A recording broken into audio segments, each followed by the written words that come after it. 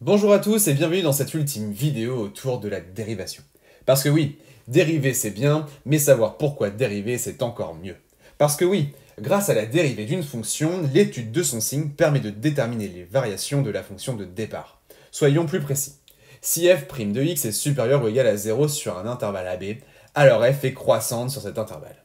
Et si f' de x est inférieur ou égal à 0 sur un intervalle AB, alors f est décroissante sur cet intervalle. Le mieux est que nous nous entraînions à travers un exemple. Exemple que vous retrouverez page 7 à 8 de votre polycopier de cours. Alors à vos polis, c'est parti. Considérons la fonction f définie sur l'intervalle -5, 5 par f de x égale -3x au carré plus 12x plus 1. Déterminons son sens de variation. Pour commencer, nous devons calculer la fonction dérivée de f, notée f' en appliquant l'une des formules que nous avions découvertes lors de la précédente vidéo, dont le lien s'affiche ici en haut à droite. On remarque que f est une fonction polynôme de degré 2 de la forme ax au carré plus bx plus c, avec a égale à -3, b égale à 12 et c égale à 1. Donc f' de x est égal à 2 fois a fois x plus b, qui est égal à 2 fois -3 fois x plus 12, qui donne -6x plus 12. Ensuite, il faut déterminer le signe de f'. Une fois cela fait, on reportera les informations obtenues dans un tableau comme celui-ci.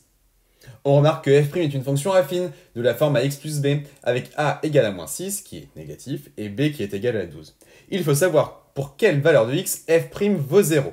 Pour cela, il faut résoudre f' de x qui est égal à 0, qui est équivalent à -6x plus 12 qui est égal à 0, qui est équivalent à -6x égale à -12, et finalement x est égal à 2. Donc f' s'annule pour x égale à 2. Il faut reporter cela dans notre tableau dans la ligne dédiée au signe de f'. On commence ainsi par préciser que x égale à 2 est la valeur pour laquelle f' s'annule, ici avec une barre et un 0. Ensuite, il faut appliquer la propriété sur le signe des fonctions affines, dont le lien de la vidéo est disponible dans la description. Ici, a est négatif, donc la fonction est d'abord positive, puis négative. Nous pouvons maintenant appliquer la propriété énoncée au début de la vidéo, afin de déterminer les variations de f.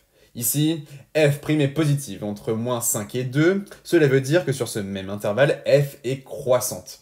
Enfin, f' est négative de 2 à 5, donc cela veut dire que sur ce même intervalle, f est décroissante. Voilà, nous venons de déterminer les variations de notre fonction grâce à l'étude du signe de la dérivée. Nous allons maintenant nous entraîner ensemble lors de notre prochain cours. En attendant, pensez à vous abonner afin de ne pas louper les dernières vidéos qui vont sortir et à consulter très régulièrement le site CTMath afin de récupérer les dernières corrections.